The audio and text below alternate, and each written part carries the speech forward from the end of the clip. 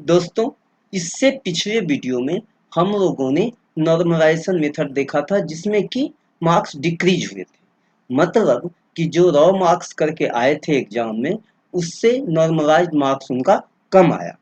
इस वीडियो में हम लोग देखते हैं कि अगर किसी का मार्क्स बढ़ा होगा, यानी अगर रॉ स्कोर कोई करके आया और इसके बाद उसका मार्क्स अगर बढ़ा होगा, मतलब नॉर्मलाइजेशन में दो तरीका होता है। एक में क्या होता है कि इजी शिफ्ट वालों का मार्क्स घटता है। दूसरे में क्या होता है, जिनका टफ शिफ्ट होता है उनका मार्क्स बढ़ता है। और कभी कभी क्या होता है कि वो दोनों का फॉलो करते हैं, यानी इजी शिफ्ट का कुछ घटा देते हैं और टफ शिफ्ट का कुछ बढ़ा देते हैं। और बिहार बोर्ड जो रिजल्ट दिया उसमें वो नॉर्मलाइज्ड मेथड में मार्क्स बढ़ाया या घटाया ये तो कुछ पता नहीं चल रहा है। हाँ, लेकिन ज्यादा लोगों को आंकड़ा से ये पता चल रहा है कि जिनका इजी शिफ्ट हुआ था उनका मार्क्स घटा है। किसी का बढ़ा है कि नहीं वैसा तो कुछ पता नहीं चल रहा है, लेकिन लगता है कि टफ शिफ्ट वालों का कुछ मार्क्स बढ़ा है, थोड़ा बहुत बढ़ा है ऐसा लगता है। लेकिन ऐसा कुछ इसका पुख्ता सबूत नहीं है। लेकिन हाँ, घटा है उसका भी सबूत नहीं है, लेकिन मैक्सिमम लोग इजी शिफ्ट वाले कह रहे हैं कि उनका मार्क्स घटा है। लेकिन फिर भी हम लोग इससे पिछले वीडियो में हम लोगों ने देखा था कि अगर मार्क्स घटता है, यानी अगर आपका जो रॉ स्कोर एग्जाम में करके आए हैं, जो आफ्टर नॉर्मलाइजेशन अगर आपका मार्क्स घटता है तो वो कैसे घटता है, हम लोगों ने एक नॉर्मलाइजेशन मेथड का एक एग्जाम्पल देखा था। यहाँ पे हम लोग देखेंगे कि अगर किसी का मार्क्स बढ़ा होगा, यानी आफ्टर नॉर्मलाइजेशन जिनका सिर्फ टफ होगा उनका अगर मार्क्स बढ़ा होगा तो कैसे बढ़ा होगा। हम लोग जस्ट एक नॉर्मलाइजेशन मेथड समझते हैं जिसमें कि आफ्टर नॉर्मलाइजेशन मार्क्स इंक्रीज हुआ होगा तो कैसे हुआ होगा। हम एक बार फिर कह रहे हैं कि बोर्ड ने ये मेथड फॉलो किया या नहीं किया, उनका क्या नॉर्मलाइजेशन का प्रोसेस था, इसको तो बोर्ड ने खुलासा किया नहीं है, कहीं भी नहीं दिया है। लेकिन हम लोग समझ सकते हैं कि कैसे नॉर्मलाइजेशन हुआ होगा। तो इसके लिए हम मान के चलते हैं, अभी हम लोग जो एग्जाम्पल देखेंगे वो हम लोग लेंगे जो शिफ्ट टफ हुआ वो शिफ्ट हम लोग लेंगे। ठीक है, तो देखिए कि कैसे, जैसे हम लोग एक एग्जाम्पल लेते हैं और उसमें हम लोग ये मान के चलते हैं कि जो टॉपर होगा उसका स्कोर 120 मार्क्स होगा, यानी कि वो एग्जाम में 120 मार्क्स करके आया होगा और उसका शिफ्ट जो है वो टफ था। तो उसके बाद आफ्टर नॉर्मलाइजेशन हम लोग ये मान के चलते हैं कि उसका 20 मार्क्स बढ़ गया होगा। एक बार फिर हम ये दोहराना चाहेंगे कि हमेशा नॉर्मलाइजेशन में फायदा उनको होता है, वो हमेशा सुरक्षित रहते हैं, या उनको हमेशा फायदा होता है जिनका स्कोर अच्छा होता है। क्योंकि चाहे शिफ्ट इजी हो या टफ हो, लेकिन ये माना जाता है कि जिसने हाईएस्ट स्कोर किया है वो मेहनत किया होगा और वो अच्छा स्टूडेंट है, ये टॉपर स्टूडेंट है, अच्छा स्टूडेंट है, तो उसको फायदा मिलेगा ही, चाहे शिफ्ट इजी हो या टफ हो।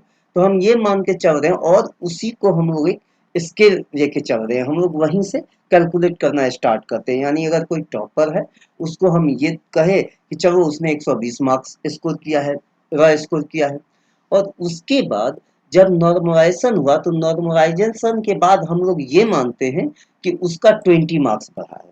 ठीक है, तो अगर किसी ने 120 करके आया और नॉर्मलाइजेशन के बाद उसका 20 मार्क्स बढ़ा है तो फिर उसका नॉर्मलाइज्ड स्कोर क्या हो गया, जो बीएससी में दिया है वो 140 होगा। ठीक है, ये भी हो सकता है कभी कभी कि 30-40 नंबर भी बढ़ जाते हैं तो उसका 150 160, मतलब जो आपका टोटल स्कोर है यानी मैक्सिमम मार्क्स है उससे भी कभी कभी ज्यादा हो जाता है आफ्टर नॉर्मलाइजेशन में, जो आपको एसएससी रेलवे में देखने को कभी कभी मिलता है। यहाँ पे हम लोग ये देखते हैं कि जो भी नॉर्मलाइजेशन मार्क्स है, अब देखिए अगर टॉपर का नॉर्मलाइजेशन मार्क्स 140 हम मान के चल रहे हैं कि 20 मार्क्स उसका बढ़ा, तो अब जैसे सेकेंड टॉपर अगर होता है, यानी टॉपर से जिसका मार्क्स रॉ मार्क्स कम होगा, यानी एग्जाम में अगर वो मार्क्स कम करके आया है तो उसका जो मार्क्स बढ़ेगा वो टॉपर की मार्क्स से कम बढ़ेगा। ठीक है, तो जैसे मान के चलिए जो सेकेंड टॉपर है वो अगर 119 मार्क्स किया, मान के हम लोग ये मान के चलते हैं जो सेकेंड टॉपर है वो 119 मार्क्स एग्जाम में करके आया, और आफ्टर नॉर्मलाइजेशन जहां फर्स्ट टॉपर को 20 मार्क्स मिले थे, वहां पे सेकेंड टॉपर को 19.1 मार्क्स मिले। ये सब हम लोग एज्यूम करके चल रहे हैं। फॉर्मूला हो सकता है इससे आगे पीछे कुछ कैलकुलेट करता होगा, लेकिन कैसे प्रोसेस होता है जस्ट हम लोग यहाँ पे ये डिस्कस कर रहे हैं। तो उसका 19.1 मार्क्स बढ़ा, तो 119 प्लस 19.1 ये हो गए 138.1। इसका मतलब क्या हुआ कि जैसे जैसे आपका रॉ स्कोर यानी जो स्कोर आप एग्जाम में करके आए हैं वो आपका घटेगा, तो आपका जो मार्जिन है बढ़ने का वो भी घटते जाएगा। जैसे हम लोगों ने देखा कि जो फर्स्ट टॉपर है उसका 20 मार्क्स बढ़ा, फिर सेकंड टॉपर है उसका 19.1 मार्क्स बढ़ा। ठीक इसी प्रकार जिसका 118 होगा उसका समझिए कि 18 मार्क्स बढ़ेगा, जिसका 115 होगा उसका हो सकता है कि 16 मार्क्स बढ़े। तो इसी तरीके से अगर जिसका मार्क्स 100 होगा तो हो सकता है कि उसको 5 मार्क्स का बेनिफिट हो, उसको 6 मार्क्स का बेनिफिट हो, या 5.5 मार्क्स या 6.5 मार्क्स इसका इतना बढ़े। अब जिनका 80 होगा उनका हो सकता है कि 3-4 मार्क्स बढ़े, उनका 83-84 हो। जिनका मान के चाहिए कि 70 होगा हो सकता है उनका 2 मार्क्स बढ़े, 3 मार्क्स बढ़े। जिनका 50 होगा हो सकता है उनका 0.5 मार्क्स बढ़े। यानी कहने का मतलब ये है कि हर कंडीशन में जो बेटर होते हैं जिनका मार्क्स अच्छा होता है फायदा भी उन्हीं को होता है। आप ये नहीं समझें कि अगर नॉर्मलाइजेशन हुआ है तो हम 50 मार्क्स टफ शिफ्ट मेरा था तो और हम अगर 60 मार्क्स करके आए हैं तो हमको हम ज़्यादा मार्क्स मिल जाएगा, आफ्टर नॉर्मलाइजेशन मेरा 20 मार्क्स हो जाएगा। देखिए ये नॉर्मलाइजेशन है, ये स्कोर को बैलेंस करने का कोशिश करने का एक तरीका है। जो जिनका टफ शिफ्ट हुआ, जिनका इजी शिफ्ट था, उनके बीच एक तालमेल बनाया जाता है, मतलब एक बैलेंस करने की कोशिश किया जाता है। ये नहीं है इसमें कि सबको 10 मार्क्स बढ़ा दो, मतलब कि अगर 50 आया है तो सबको 20 मार्क्स बढ़ा दो, यानी 50 वाले का 70 हो गया, 120 वाले का 140 हो गया। ऐसा नॉर्मलाइजेशन में नहीं होता है। तो क्योंकि अगर ऐसा होगा तो सबको मतलब कि फायदा या नुकसान मतलब वो डिफरेंट हो जाएगा। फिर उसमें जो 120 किया उसको भी कुछ पता नहीं चल रहा है, जो कम किया उसको भी पता नहीं चल रहा है। यहाँ पे क्या हो रहा है, जो जैसा मतलब स्टूडेंट है, यानी अगर कोई तेज स्टूडेंट है जिसने अच्छा स्कोर किया है तो फायदा भी उसी को मिलेगा।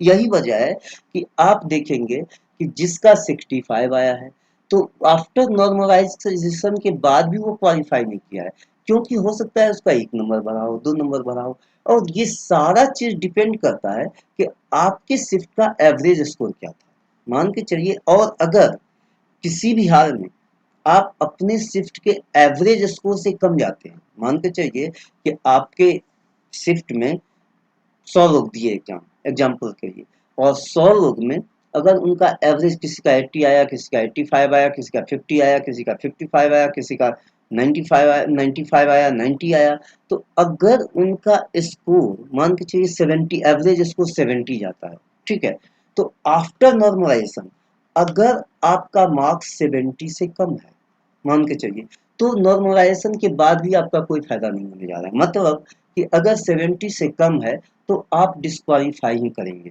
अगर वो, क्योंकि आफ्टर नॉर्मलाइजेशन भी, नॉर्मलाइजेशन के बाद भी फायदा उसी को होता है जिसका कि मार्क्स एवरेज से ज़्यादा है।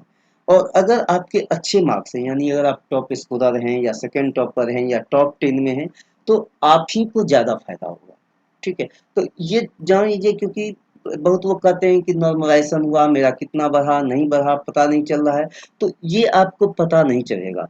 अगर आप बहुत अच्छा स्कोर करके नहीं आए हैं तो आफ्टर नॉर्मलाइजेशन भी आपको ये पता नहीं चलेगा कि आपका कितना, क्योंकि आप क्वालिफाई तो कर नहीं रहे हैं और आपको मेमोरी बेस्ड पे याद भी नहीं है कि हमने कितना किया था, 70 किया था या 100 किया था या 105 किया था। तो ये सारा डिपेंड करता है कि आपकी शिफ्ट में एवरेज स्कोर कितना गया।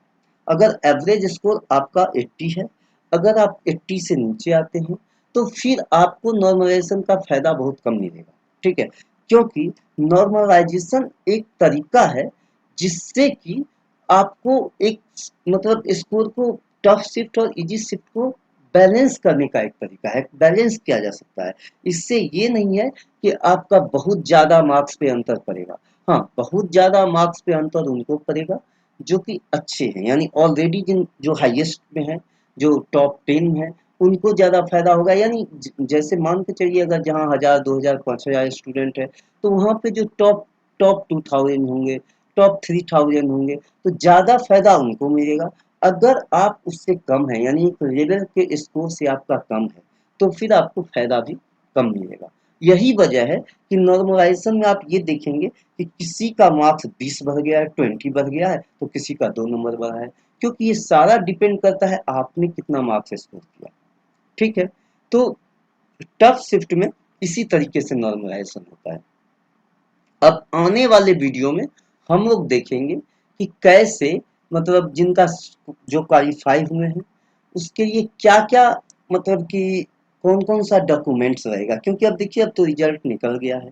नॉर्मलाइजेशन एक ऐसा प्रोसेस है जिसको कि बहुत लोग समझ नहीं पाए, इसीलिए हमने इस वीडियो पे ज़्यादा जोर दिया।